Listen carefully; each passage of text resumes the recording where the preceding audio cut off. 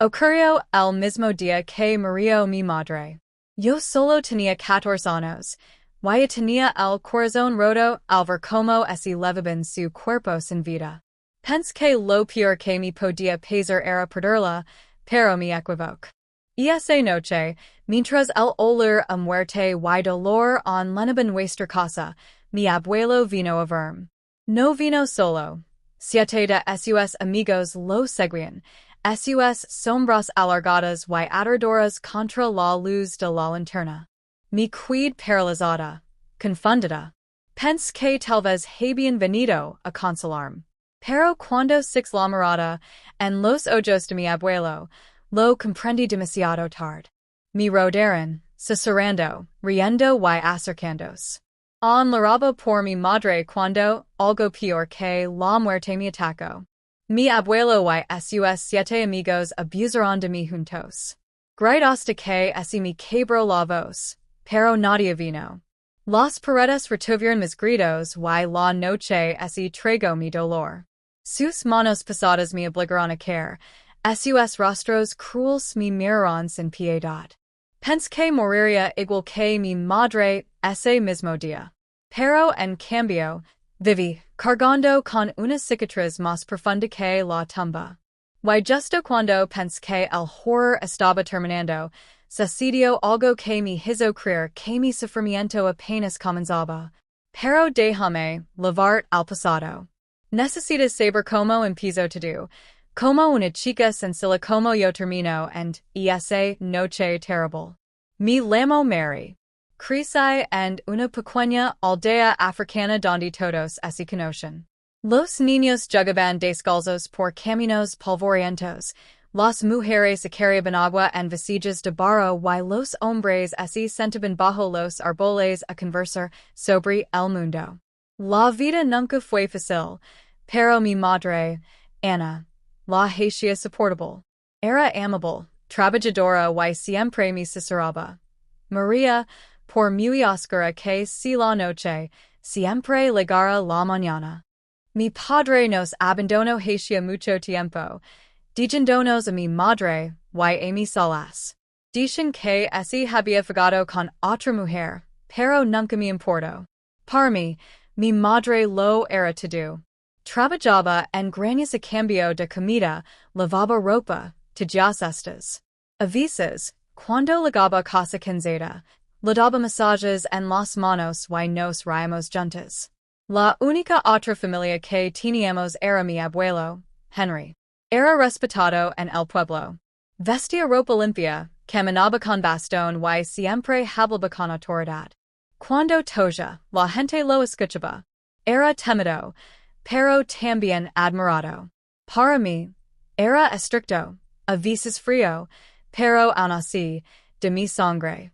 Nunca, en mis sueños más locos, imagine la oscuridad que se escondía en su interior. El día que murió, mi madre empezó como cualquier otro. Lavaba semanas enferma, tosiendo tan fuerte por las noches que me quedé despierto, abanicándola y tomando la mano. Esa mañana, me sonrió doblemente y me dijo, Mary, prometime que siempre serás fuerte. Prometime que nunca te rendirás, pase lo que pase en la vida. Ascendí con lágrimas en los ojos. No sabía por qué había dicho eso. No sabía que esas serían sus últimas palabras. Al anochecer, ya no estaba. Recuerdo el lamento de las mujeres afuera, el redoble de los tambores anunciando su muerte y como me temblaban las piernas tanto que no podía mantenerme en pie. Mi mundo entró se derrumbó. Los vecinos vinieron en nuestra cabana, susurrando palabras de consuelo, trayendo comida y ayudándome a preparar su cuerpo. Recuerdo estar sentada en un rincón, abrazada a mis rodillas, mirando su rostro sin vida, intentando creer que no era cierto. Deseaba que algo me despertara de esa pesadilla. Esa noche, todos se fueron menos mi abuelo. Me dijo, María, ven a pasar la noche a mi casa. No deberías estar sola. Confía en él. Pensé que quizá quería protegerme. Lo segui porque era de la familia. Su cabana era más grande que la nuestra, con esteras cuidadosamente extendidas en el suelo y farolas que brillaban suavemente. Mi dijo que descansara, y lo intent. Pero el dolor no te deja dormir. Más tarde, cuando la luna estaba alta y el pueblo estaba en silencio, la puerta se abrió de nuevo. Sus amigos, hombres que había visto reír en el mercado, hombres que solían acariciarme la cabeza cuando era niña, entraron. Un escalofrío me recorrió el cuerpo. Mi abuelo cerró la puerta con leve. Intent correr. Intent gritar. Pero mi voz se ahogó, y mi fuerza no era nada comparada con la de ellos. Esa noche se convirtió en una pesadilla de la que no podía despertar. Después, me quedé tirado en el suelo, destrozado y magalado, deseando desaparecer. Se fueron riendo, uno a uno, sin siquiera mirar atrás. Mi abuelo me miró y dijo, si lo cuentas a alguien, nadie te creerá. Ahora nos perteneces. Ser los ojos y solo six el rostro de mi madre. Por primera vez, decí haber muerto con ella. A la mañana siguiente, me dolía el cuerpo, pero me obligé a levantarme. Afuera, salió el sol. Los gallos cantaron y la vida siguió como si nada hubiera pasado. Quería gritar la verdad, pero el miedo en mi pecho era como una cadena. Camino de regreso a mi choza, donde yacía el cuerpo de mi madre. Los aldeanos vinieron a preparar su entierro. Me miraron con lástima, sin saber que había sucedido la noche anterior. Quiscritar. ¿Sabes lo que me hizo tu respetable anciano? Pero las palabras de mi abuelo resonaron. Nadie te creerá. Y en el fondo, sabía que tenía razón. A los ojos del pueblo, yo solo era una pobre huérfana. Él era un anciano respetado. ¿A quién le creían? A medida que transcurría el día, no extraños susurros entre los aldeanos. Las mujeres se reunían en grupos, con la voz tensa y en voz baja. Apartaban a los niños del pozo y los hombres se apresuraban con palos largos en las manos. Le pregunta una de las mujeres que estaba pasando. Ella me miró con los ojos muy abiertos y dijo, encontraron el cuerpo de Paul en el pozo. Paul. Se me paró el corazón. Era uno de los hombres que había estado en esa choza con mi abuelo. Me abrí paso entre la multitud. Se me revolvió el estómago al volo flotando en el pozo, con la mirada perdida en la nada. Algunos dicen que se había resbalado y se había ahogado. Otros susurban que era una maldición, un castigo de los espíritus por algo maligno. No podía respirar. ¿Era esto justicia? ¿O era solo el principio de algo peor? Me quedé mirando el cuerpo, con las manos temblorosas. Y entonces, los ojos de mi abuelo se cruzaron con los míos desde el otro lado de la multitud. Parecía tranquilo.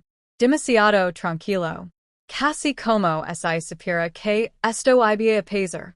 En ese momento, me di cuenta de que mi pesadilla no terminaba. Apenas comenzaba. La multitud se quedó atonida cuando sacaron el cuerpo sin vida de Pablo del Pozo. Las mujeres se taparon la boca, los niños se escondieron detrás de sus madres, y los hombres menearon la cabeza con incredulidad. Nadie podía entender cómo un hombre tan fuerte había acabado muerto en el pozo del pueblo. Me quedé paralizado, con el corazón tan acelerado que pensé que iba a estallar.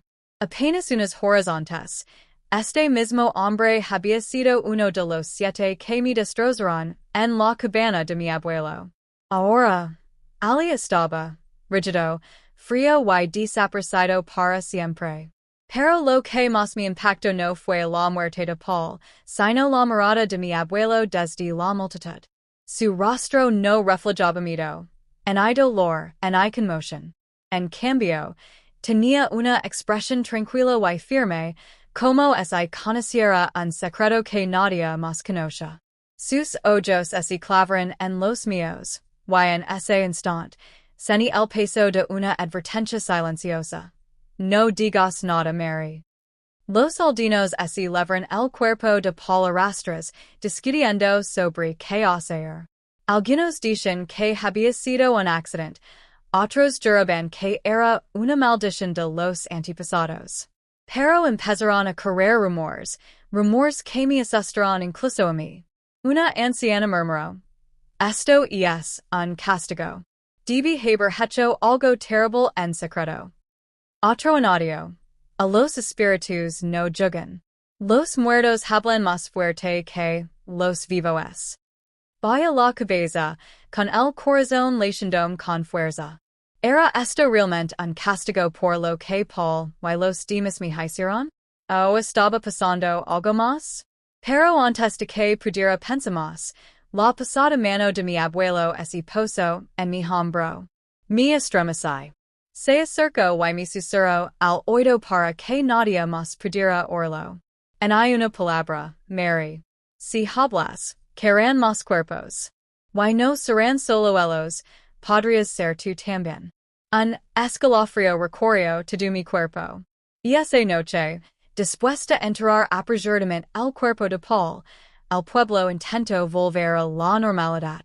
Los niños volvieron a perseguirse, las mujeres cocinaron la cena, los hombres bebieron vino de palma bajo los árboles. Pero el miedo persistía. Podía voló en sus ojos. Nadie quería sacar agua del pozo. Nadie quería hablar demasiado alto. Mi quid en mi choza, abrazada a mis rodillas, mirando la estera donde había tendido el cuerpo de mi madre hacía apenas un día. Luz susurra su espíritu. Mama, ¿me estás mirando? Es esta tu forma de luchar por mí. No sabía si sentirme aliviada porque Paul había ido o aterrorizada porque los demás todavía estaban vivos. Al día siguiente nos esperaba otra sorpresa. Al amanecer, otro grito fuerte resonó en el pueblo. Salí corriendo con otros, con el corazón ya temblando. Esta vez, era James, otro de los hombres que habían estado en esa choza. Su cuerpo fue encontrado colgado de un árbol cerca del río. Su rostro estaba pálido, sus labios azules y sus ojos desorbitados. Algunos dicen que había cuidado la vida. Otros juraban que los espíritus lo habían arrastrado hasta allí. Los aldeanos estaban aterrorizados. Dos hombres desaparecieron en solo 2 días. Ambos eran amigos cercanos de mi abuelo. Ambos eran culpables de lo que me hicieron. ¿Era una maldición? ¿Ya estaba haciendo justicia? ¿O algo más oscuro estaba sucediendo tras bambalinas? Por primera vez, empieza a notar miedo incluso en los ojos de los culpables que aún quedaban. Los amigos de mi abuelo evitaban. Susurraban, mirando por encima del hombro, como si la muerte misma los persiguiera. Pero mi abuelo se mantuvo tranquilo. Demasiado tranquilo. Y esa noche, mientras estaba sentada sola afuera, él volvió a mí. Su sombra se extendía por el suelo como una serpiente. María, dijo en voz baja, ¿ves lo que está pasando? ¿Ves lo que les sucede quienes me traicionan? Esto es solo el principio. Guardarás silencio. O te unirás a ellos. Se me revolvió el estómago. Sus palabras me dejaron más frío que el air de la noche. Me di cuenta de algo horrible. Quizá no eran solo los espíritus los que estaban obrando. Quizá mi propio abuelo tenía algo que ver con lo que estaba sucediendo. Los días transcurrían lentamente, cada uno cargado de miedo. Intent mantenerme cerca de las mujeres del pueblo, con la esperanza de que su presencia me protegera. Las ayudaba a cocinar, a buscar agua del arroyo en lugar del pozo maldito y a recogerla. Por fuera, parecía una hija afligida, pero por dentro, cargaba con un secreto tan pesado que casi me destroza. Quería gritar la verdad. Quería decirles a las mujeres. Estos hombres así están muriendo por lo que me hicieron. Pero el miedo me selló los labios. Y luego sucedió de nuevo. La cuarta noche después de la muerte de mi madre, otro hombre, Samuel, fue encontrado muerto. Esta vez, lo encontraron en su propia choza, con el rostro desfigurado por el terror y las manos agarrándose la garganta como si algo lo hubiera asfixiado. Los aldeanos lloraron más fuerte que nunca. 3 hombres en 4 días. Gritaron. Esto no es común. Es un castigo de arriba. Me quedé entre ellos, temblando. Una parte de mí quería creer que el espíritu de mi madre lucaba por mí. Otra parte mía que mi abuelo estuviera eliminando a sus propios amigos uno a uno por razones que no podía comprender. De cualquier manera, la verdad estaba clara. La muerte no había terminado. A la mañana siguiente, fui al arroyo con otras chicas a buscar agua. En el camino, una de ellas, Sarah, me tomó de la mano y me susurró, María, ¿sabes por qué pasa esto? Te ves diferente desde que murió tu madre. Tus ojos guardan secretos. Me quedé paralizada. Se me llenaron los ojos de lágrimas, pero negó con la cabeza rápidamente. No, Sarah. No lo sé. Pero por dentro me quemaba. ¿Cuánto tiempo podría guardar este secreto? ¿Cuánto tiempo antes de que la verdad estelara en mí? Al final de esa semana, la aldea estaba sumida en el caos. El jefe convocó una reunión bajo el gran árbol. Declaró que las muertes debían cesar. Dijo que debían hacer sacrificios para calmar los espíritus. Sacrificaron cabras, palos y incluso vacas como ofrendas. Los aldeanos rezaban, canaban y suplicaban clemencia. Pero en el fondo, sabía que el verdadero mal seguía vivo. Mi abuelo se sentó en silencio en la reunión, asintiendo como un anciano sabio. Nadie sospechó de él. Nadie vio la oscuridad en sus ojos. Pero lo hice. Y esa noche, cuando todos dormían, volví a oír ruidos fuera de mi cabana. Pasos pesados. Susurros bajos. Sentí un nudo en el estómago de miedo. Me asomé por una grita, en la pared y los 6. Mi abuelo y los 4 hombres restantes. Estaban de pie juntos bajo la luz de la luna, discutiendo en voz baja. Tenían el rostro tenso y las manos inquietas. Entonces oía uno de ellos decir, deberíamos silenciar a la chica. Sabe demasiado. Se me heló la sangre. Estaban hablando de mí. Y esa noche, tras oír los amigos de mi abuelo susurrar sobre mí, no pude dormir. El corazón me latía tan fuerte que temí que me delatara. Me quedé inmóvil en mi estera, mirando fijamente la oscuridad, esperando la llegada de la mañana. Pero la mañana nunca llegaba lo suficientemente rápido. En cambio, oí pasos lentos fuera de mi cabana. Mi cuerpo se tensó. Una sombra se movió por la pared. La puerta se abrió con un crujido. Era uno de ellos. Se llamaba David, uno de los hombres que estuvieron en esa choza con mi abuelo la noche en que murió mi madre. Sus ojos brillaban a la luz de la linterna y su boca se cavó en una sonrisa cruel. Mary susurró entrando. ¿Has estado calada? ¿Verdad? ¡Qué bien! Pero no podemos arriesgarnos. Esta noche aprenderás lo que les pasa a las chicas que saben demasiado. Se me cortó la respiración. Me apoyé contra la pared, temblando. Por favor, no, suplique. Se acercó, extendiendo la mano hacia mí. Mi corazón latía con fuerza. Pensé que era el fin. Pero antes de que sus manos pudieran tocarme, un sonido repentino rompió el silencio. Agudo, fuerte y adorador. Fue un grito. No es mío. Es suyo.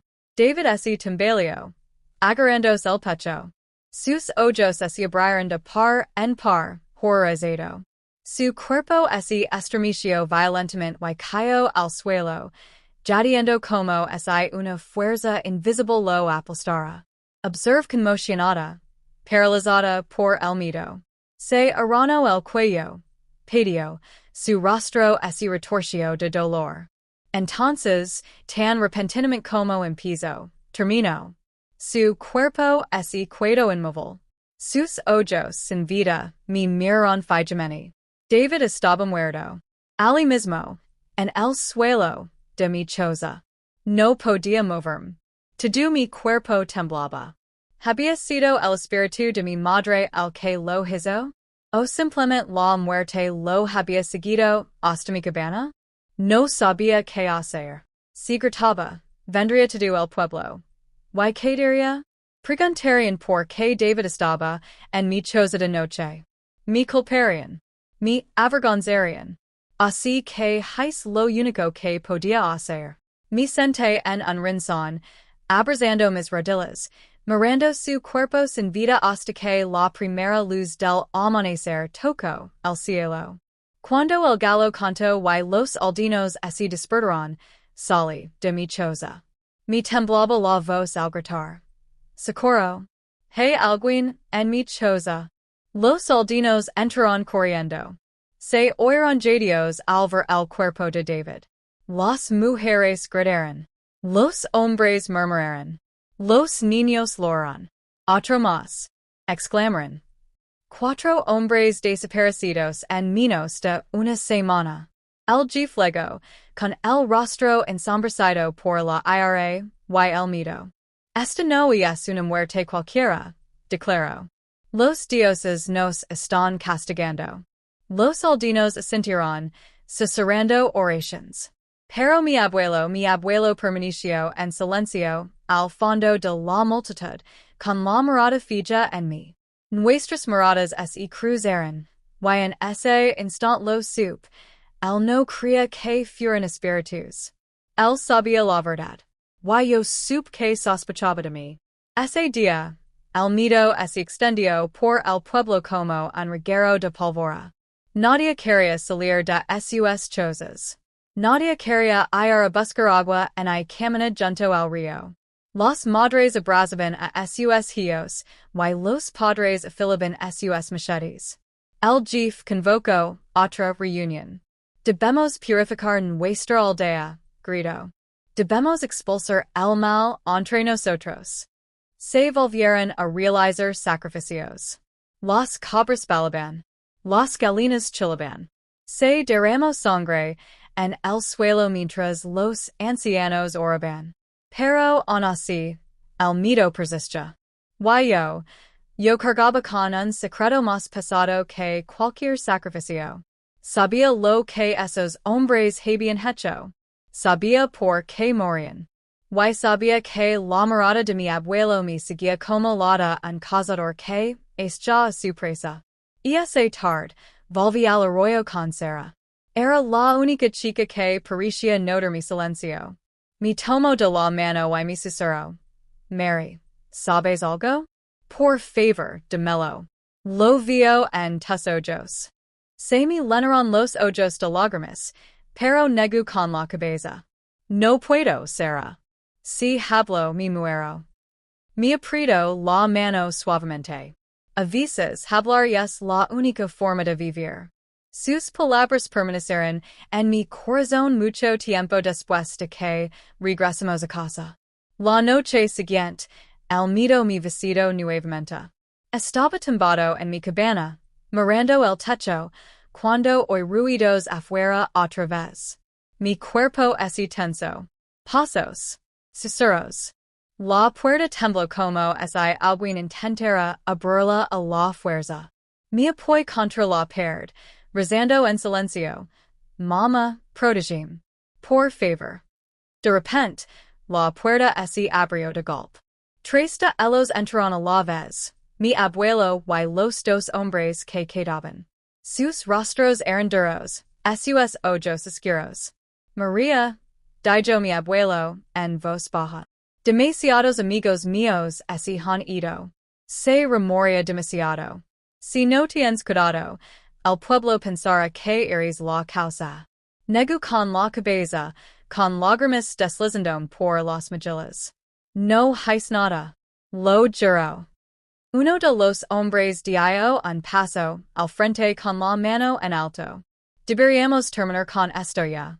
Y es peligrosa. Mi corazón se paró. Iban a matarme.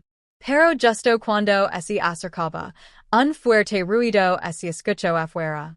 Una multitud de aldeanos, portando antorchas, gritando, corriendo hacia mi cabana. Secuenlos. Rugieron. Sabemos la verdad. Basta de secretos. Basta de mentiras. El sonido de cristales rompiendos resonó por toda la casa, agudo y penetrante. Me desperté de golpe, con el corazón latiendo con fuerza como si quisiera salirse de mi pecho. Era medianoche. La tormenta afuera olaba como un animal herido, pero el ruido que acababa de oír no pertenecía a la tormenta. Era del interior de la casa. Me incorporé, con las manos temblorosas al alcanzar la lamparita. Lo primero que pensé fue que se había roto una ventana, pero al salir de la habitación, six algo mucho más escalofriante. Huellas en el suelo. Huellas húmedas que iban del salón a la cocina. Me quedé paralizado. No debía haber nadie más. Las puertas estaban cerradas. Oh no. Mi mente daba vueltas. Lentamente, seguí el rastro, con los pies descalzos fríos contra las baldosas. La casa estaba en penumbra, las sombras danzaban al parpadear la lámpara. Las huellas se detuvieron frente a la puerta de la cocina. Alcanzé el picaporte, vacilante, con la garganta seca. Cuando por fin la abrí, casi grité. La ventana de la cocina estaba abierta de par en par, con las cortinas empapadas por la lluvia que entraba. Y en la encimera, escrito con lo que parecía barro, oh era sangre, estaba escrito. Ella no murió sola.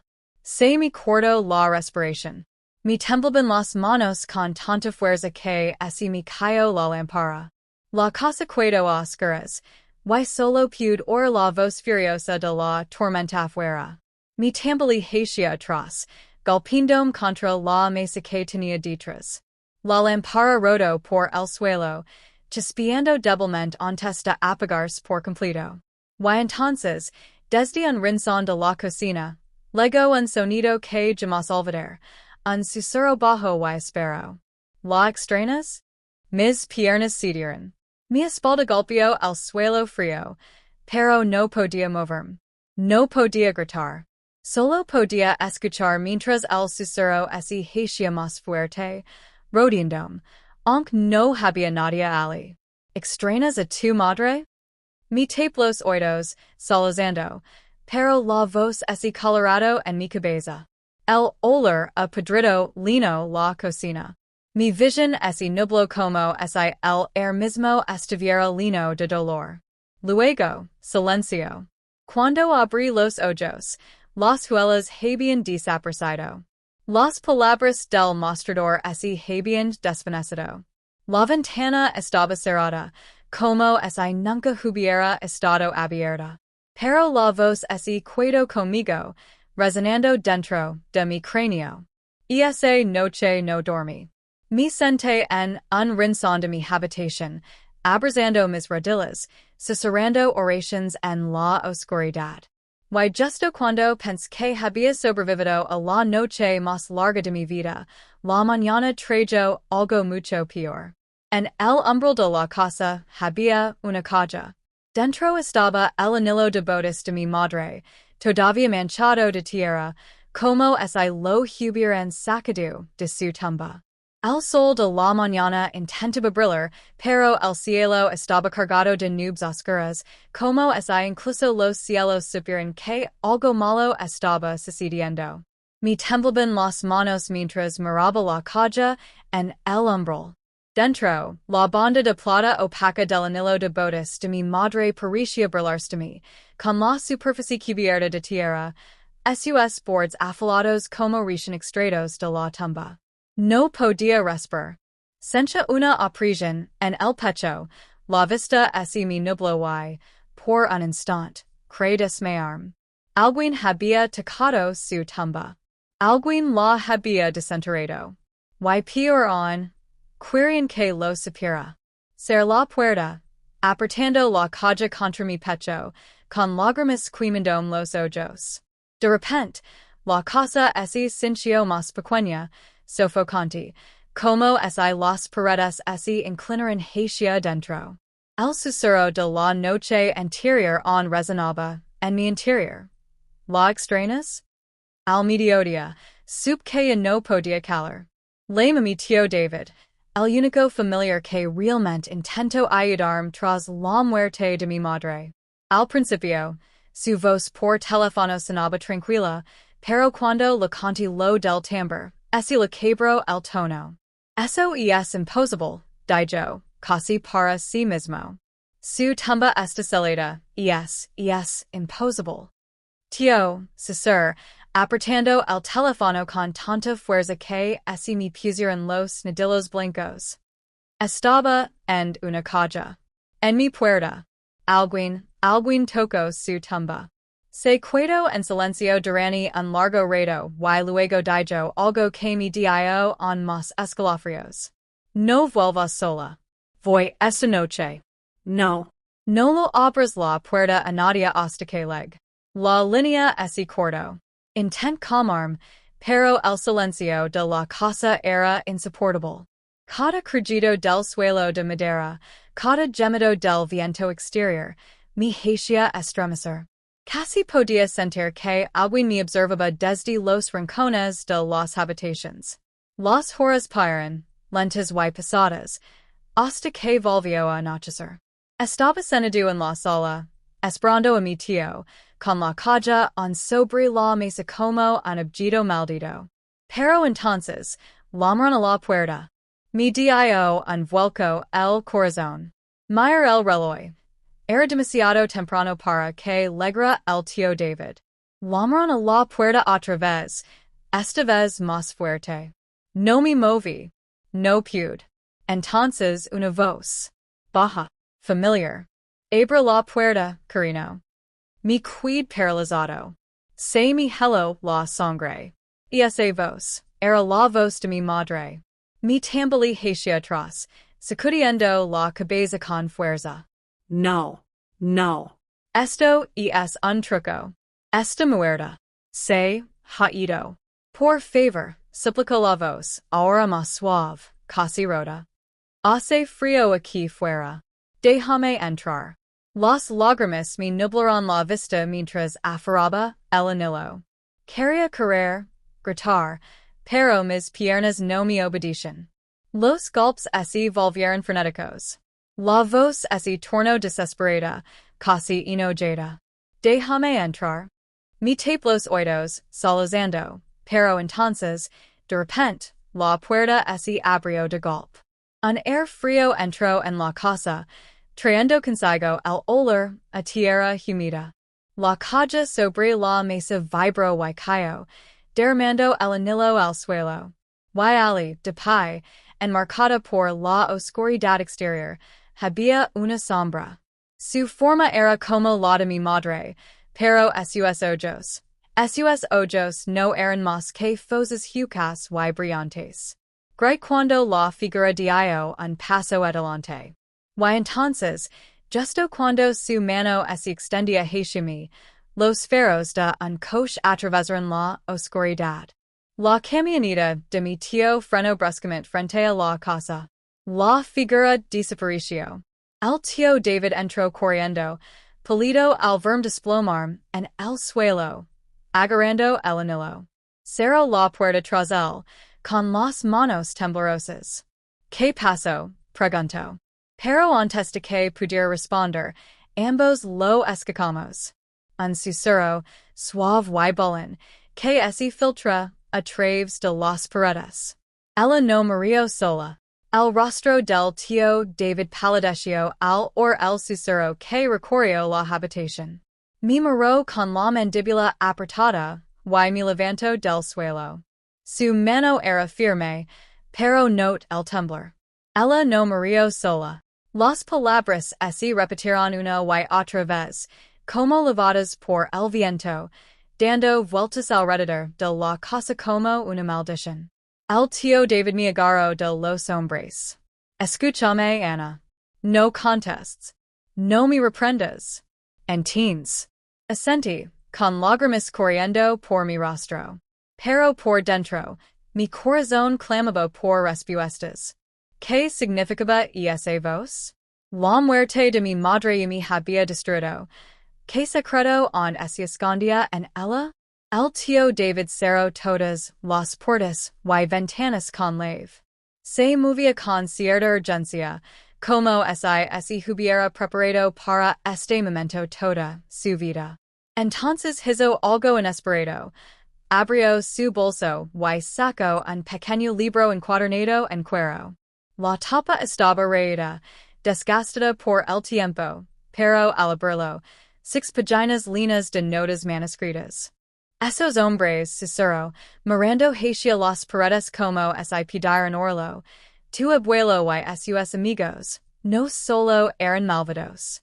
Estaban unidos por algo mucho más oscuro. Un pacto. Un ritual.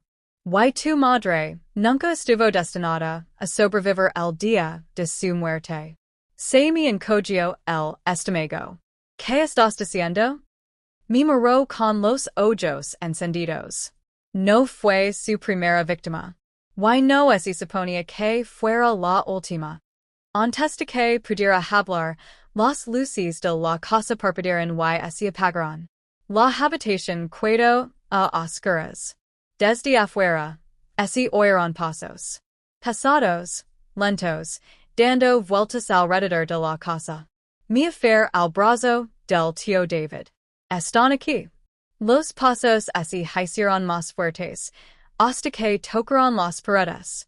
Entonces se oyó un sonido de arenazos, como si guerras se arrastraran por la madera. El tío David encendió una linterna. Su resplandor proyectaba sombras largas y temblorosas. Susurró una oración en voz baja y me jaló hacia un rincón de la habitación. Pase lo que pase, quédate detrás de mí. Los rasguños cesaron. Por un momento, hubo silencio. Y entonces, el sonido de la risa de un niño. Aguda. Burlona. Resonó por las paredes, por el suelo, incluso por el techo. Se me puso la piel de gallina. De repente, la ventana se hizo añicos. Fragmentos de vidrio volaron por la habitación y una ráfaga de viento gélido apagó la linterna. Quedamos en completa oscuridad. Algo entró en la casa. Podía sentirlo. Una presencia sobrenatural, pesada, sofocante. El tío David me apretó la mano con tanta fuerza que me dolió. Cor al satano, susurró. Avanzamos a trompicones en la oscuridad, pero antes de llegar a la puerta del satano, una voz llenó la habitación. Profunda, fría, familiar. Ana. Me congeal. La voz de mi abuelo. Se suponía que estaba muerto. Los 6 enterrado. Vi como bajaban el ataúd a la tierra. Pero allí estaba. Su voz, clara y autoritaria. Ven a mí, Nina. Negó con la cabeza con fuerza, acercando más a mi tío. Pero entonces, ocurrió algo aún más aterrador. Empezaron a formar sombras en las paredes. 7. Eran figuras altas y retorcidas, y aunque no tenían rostro, sup quiénes eran. Sus amigos. Los mismos 7 hombres que lo acompañaron aquella noche. El tío David me empujó hacia el satano. Vite, gritó. Me tambaleé hacia adelante, mis piernas apenas obedecían, mientras él se giraba hacia las sombras. El sonido de su voz se alzó detrás de mí. orations, fuertes y desafiantes, chocando con los susurros que lenaban la casa. Lega la puerta del sótano, la abrí de golpe y via las escaleras a trompicones. El aire era humido y rancio, pero al menos estaba oscuro y aislado. Me agaché en un rincón, con el pecho agitado, escuchando. Sobre mí, la casa crujió. Las sombras silbran. Y entonces oía mi tío gritar de dolor. Tío, great, pero mi voz quedó ahogada por la risa de los hombres y algo más, algo inhumano. Entonces la puerta del sótano se cerró de golpe, atrapándome en la oscuridad. Y desde el rincón del sótano, donde no llegaba la luz, una voz susurró. Te unirás a ella. El sótano estaba en silencio, salvo por el sonido de mi respiración agitada. Los gritos de mi tío se habían desvanecido, ahogados por la casa. Me tapé los oídos con las manos, intentando bloquear el susurro que acababa de surgir de las sombras. Te reunirás con ella. Pero fue inútil.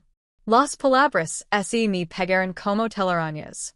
Me obligé a arrastrarme hacia atrás hasta que mi espalda tocó la fría pared de piedra. Mis dedos rozaron tierra humida, y al apretarlos, estaban manchados de barro oscuro, pero mezclados con algo pegajoso. Sangre. Mi pecho se agitaba. El sótano olía a tierra y descomposición, más fuerte que nunca, como un cementerio celado bajo la casa. Entonces lo oí, un lieve rasguño bajo las tablas del suelo. Era como si algo, o alguien, estuviera enterrado vivo debajo de mí. El sonido se hizo más fuerte, como clavos que se arrastraban hacia arriba, intentando abrirse paso. Me tapé la boca con la mano para no gritar. Mi cuerpo se estremeció al crujir las tablas sobre mí.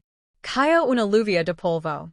Y entonces, el susurro otra vez, más cerca esta vez, directamente junto a mi oído. Ella te llamó por tu nombre antes de morir. Mi jair, pero no había nada. Solo oscuridad. Pero la voz de mi madre se alzaba de ella, débil y entrecortada llamando. Ana, Ana, ayúdame. Las lágrimas me nublaron la vista. Quería creer que era ella, que de alguna manera me buscaba desde el más allá. Pero en el fondo, sabía que no era un milagro. Era una trampa. Me arrastra hasta el fondo del sótano, buscando desesperadamente una herramienta, un arma, cualquier cosa. Mi mano rozó una caja de madera. Dentro, clavos de hierro, gruesos y oxidados. Mis dedos se cerraron alrededor de uno, tan afilado que podía perforar la piel. Si vinieran por mí, pelearía. Sobre mí, la puerta del sótano se sacudió violentamente, como si algo, o muchas cosas, intentara derribarla. El sonido de pasos resonó por el piso de arriba, dando vueltas, deteniéndose y volviendo a empezar. Y entonces escuché la voz del tío David. Ana, soy yo. Abre la puerta. Sentí un gran alivio. Pero luego me quedé paralizada. Su voz no era la adecuada. Era tranquila, demasiado tranquila, y no temblaba como antes. Tío? Lame con voz temblorosa. ¿Estás bien? Silencio. Luego volvió a hablar, con el mismo tono tranquilo. Salgan. Se han ido. Y es seguro. Pero podía oírlo. Bajo sus palabras, él tenía sonido de una risa. Como siete voces hablando a la vez, ocultas bajo la suya. Apriet la una con más fuerza. No iris él, susur. La puerta quedó en silencio. Y entonces. Pum. Algo pasado se estrelló contra él. Volvió a llover polvo al crujir la madera. Golpe. Otro golpe. Más fuerte esta vez. Retrocedí tambaleando, con el corazón acelerado, mientras la puerta se estalaba. A través de las grietas, unas manos podridas y con garras, abriendos paso. Gray cuando la puerta ese abrió de golpe, y la luz de la linterna que ese derramaba desde arriba, los six. Los siete sombras ya no eran solo figuras. Ahora tenían cuerpos, retorcidos y medio descompuestos, con rostros sonrientes y ojos vacíos. Y detrás de ellos, de pie, estaba mi abuelo. Pero no era el hombre que recordaba. Su piel era gris, sus ojos, hundidos como ojeras, brillaban tenuemente. Alrededor de su cuello colgaba una cuerda, deslocada por donde una vez amortiguó su queda en el atad. Dio un paso adelante y su voz resonó en el sótano como un trueno. Tú nos perteneces, Ana. Mis piernas se congelaron y mi grito se quedó atascado en mi garganta. Entonces, de repente, justo cuando se acercaban, el suelo bajo mis pies cedió. Las tablas podridas se derrumbaron y caí. Abajo, abajo, en completa oscuridad. Caí con fuerza sobre tierra humida. El dolor me recorrió el brazo, pero estaba vivo. Mi pies de pie toda prisa, toshiendo y sacudiendo la tierra de la cara. Y cuando me hacia arriba, mi sangre se convirtió en hielo. Ya no estaba en un sótano. Estaba en un túnel. Un túnel ferrado de huesos. Cientos de ellos. Y talados en la tierra, brillando débilmente en la oscuridad, había símbolos, marcas extrañas y retorcidas que nunca había visto antes. Y al final del túnel, una figura esperaba. Mi madre. O algo que lavara su cara, ese rostro brillaba tenuemente en la oscuridad, pálido y frágil, el mismo rostro que me había dado 1000 besos de buenas noches cuando era niña. Mi madre. Ana, susurró, su voz temblando como la lama de una vela en el viento. El corazón me dio un vuelco. Una parte me quería correr a sus brazos, creer que había regresado. Pero algo en mi interior, una vocecita firme, me advirtió. Esta no es ella. Aún así, mis pies se acercaron más, como si fueran atraídos por cuerdas invisibles.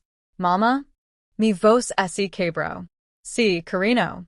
Extendió la mano, con la mirada suave y los labios cavados en una leve sonrisa.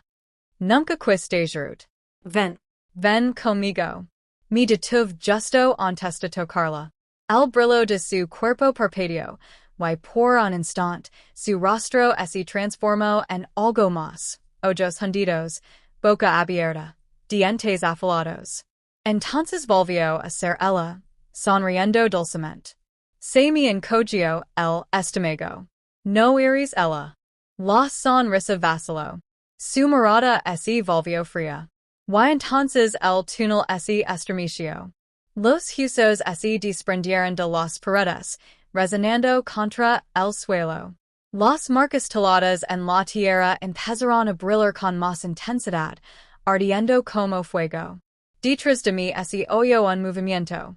Mi gyre y los six, las sombras. Ahora eran los ocho. Mi abuelo y sus siete amigos, arrastrándose por el túnel, con sus cuerpos retorcidos arrastrándose contra la tierra. Ana, llamó con voz resonante. Te está esperando. Siempre te ha estado esperando. La figura de mi madre le dio la cabeza, su sonrisa ahora tan nítida como el cristal. ¿No quieres estar conmigo para siempre? Me tambaleé hacia atrás, con los huesos crujiendo bajo mis pies. Alejate de mí. Los ocho hombres rieron juntos, como un trueno resonando en el túnel. Se acercaron, bloqueando la salida. La figura de mi madre estaba al otro lado, atrapándome entre ellos. El túnel se volvió más caliente, las marcas brillantes lation como un latido. Mi visión se nubló y me sentí débil, como si me robaran el aire de los pulmones. Entonces oí un sonido. Débil al principio, pero cada vez más fuerte. Una voz. Era el tío David. Ana. Resist. No escuches. Mi di la vuelta, buscándolo, pero no lo six por ningún lado. El túnel ese trego su voz. Aun así, mi dio fuerzas. Apri con más fuerza el clavo oxidado que había traído del sótano. Era pequeño, incluso lastimoso, pero en ese momento, parecía lo único que se interponía entre ellos y yo. La figura de mi madre se acercó, con los brazos extendidos. Sus ojos brillaban rojos, quemandome el alma. Entregue de mí, susurró. Y es la única manera de ser libre. Me temblaban las piernas, pero levant el clavo, y así lo apunt. No eres mi madre. Ella nunca me haría daño. Jamás. La figura gritó, un alarido tan penetrante que el túnel se estremeció violentamente. Las paredes se agrietaron, la tierra cayó como lluvia, los huesos se derrumbaron por todos lados. Los 8 hombres rigieron de aire, sus formas se retorcían y se hinchaban como sombras vivas. El suelo bajo mis pies se partió. El fuego brotó de las grietas, y el resplandor de las marcas se convirtió en llamas que recorrieron las paredes. Intent correr, pero la tierra tembló con tanta fuerza que tropis. La voz de mi abuelo resonó por encima del caos. No puedes escapar de nosotras, Ana. Levas su sangre. Levas nuestra sangre. Estás unida a nosotras para siempre. Las llamas se precipitaron hacia mí y el túnel se derrumbó. Y justo cuando el fuego llegó a mis pies, six una luz arriba, una leve abertura en el techo, donde la tierra se había agrietado. Mi ambulance hacia él, hernando la tierra, con las piedras cortando las manos, y el humo quemando la garganta. Detrás de mí, las sombras gritaban, extendiéndose hacia mi congueras. Me levant, tosiendo, ahogándome, hasta que finalmente atravies el suelo. El cementerio.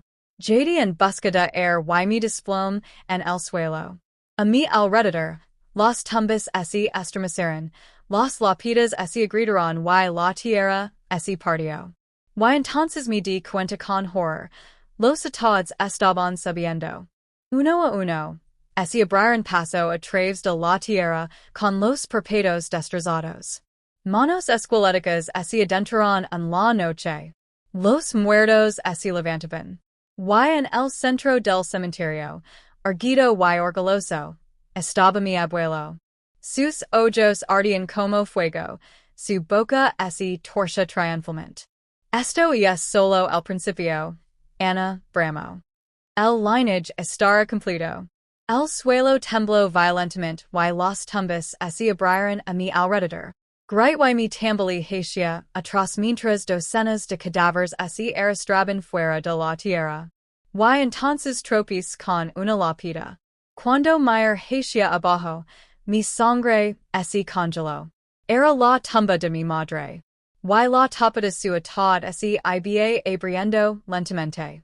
El ataúd se abrió con un crujido, un sonido más fuerte que un trueno en mis oídos. Mi corazón latía tan fuerte que pensé que se me rompería el pecho. Me quedé paralizado mientras la tapa se deslizaba lentamente. Dentro, el cuerpo de mi madre yacía inmóvil, envuelto en el mismo vestido blanco descolorido con el que fue enterrada. Su piel estaba pálida, sus manos pulcramente cruzadas sobre el pecho. Por un momento, pensé que tal vez estuviera en paz. Pero entonces sus ojos se abrieron de golpe. Brillaban en rojo. Volvió la cabeza hacia mí y sus labios se curvaron en una sonrisa. Ana, susurró, con una voz que era a la vez suave y llana. Has vuelto. Me tambaleé hacia atrás, gritando, mientras unas manos esqueléticas surgían del suelo a mi alrededor. Los cadáveres se arrastraban, abriendo y cerrando sus mandíbulas en gritos silenciosos. El cementerio estaba lleno de muertos. En el centro, mi abuelo levantó los brazos. Esta despierta. La cadena está completa. Los siete hombres estaban de pie junto a él, con sus rostros descompuestos sonriendo. Lamas brotaron del suelo, rodeándolos como una corona de fuego. Caída rodillas, agarrando el clavo oxidado con la mano. No tenía nada en contra de esto. Una chica con la fe rota y un hierro inútil. Pero entonces record la voz del tío David en el túnel. Resist. No escuchas. Ser los ojos con lágrimas corriendo por mi rostro y susurrar una oración. No una elegante. No una de un libro. Solo las palabras que vivían en lo más profundo de mí. Dios, si me oyes, si me ves, salvame. Salvala. El suelo tembló con más fuerza. Los cadáveres chillaron. El cuerpo de mi madre se incorporó por completo, extendiendo las manos hacia mí. Su rostro oscilaba entre el suyo y una monstruosa máscara de ojos hundidos. Ven a mí, Ana, susurró. Anita mí. Algo dentro de mí se quebró. Mi pies de pie, agarrando el clavo como si fuera una espada, y grite. No iris a mi madre. El clavo me quemaba en la mano, brillando doblemente. La luz se derramaba de él, atravesando la oscuridad. Los cadáveres retrocedieron, chillando, y sus cuerpos se desplomaron en polvo. Mi abuelo rugió con los ojos encendidos. No. Yes, nuestra. Cargo hacia mí, seguido por las siete sombras, pero la luz del clavo se hizo más brillante, seguidora, inundando el cementerio como el sol mismo. La tierra se partió bajo sus pies. Las llamas rugieron con más fuerza, engulendo a los siete hombres uno a uno. Mi abuelo arrancaba el suelo, gritando mi nombre mientras lo arrastraban hacia el fuego. Su voz se quebró en un alito de rabia antes de desvanecerse en el silencio. Y luego solo quedó mi madre. Su cuerpo temblaba, su rostro oscilaba entre el monstruo y la mujer que recordaba. Se me llenaron los ojos de lágrimas al acercarme, con el clavo brillando en mi mano. Mama, susurró con la voz quebrada. Te quiero. Te dejé ir. Sus ojos parpadearon, rojos, luego azules, luego suaves y humanos. Por un breve instante, volvió a ser ella misma. Me sonrió, débil pero real. Y entonces su cuerpo se desplomó en cenizas, arrastrado por el viento. El cementerio quedó en silencio. Las llamas se desvanecieron. Los cadáveres habían desaparecido. El cielo nocturno se despejó, las estrellas brillaban sobre mí como si el mundo hubiera respirado hondo y exhalado paz. Caída rodillas, solazando, agarrando la una hasta que se enfrió y se volvió, opaca, en mi mano. La voz del tío David rompió el silencio. Ana. Mi jair y ali estaba. Magalado, ensangrentado, pero vivo. Se tambaleó hacia mí, abrazándome. Lor en su pecho, temblando sin control. Se acabó, susurró. Ya, se acabó. Pero mientras decía esas palabras, me hacia el cementerio.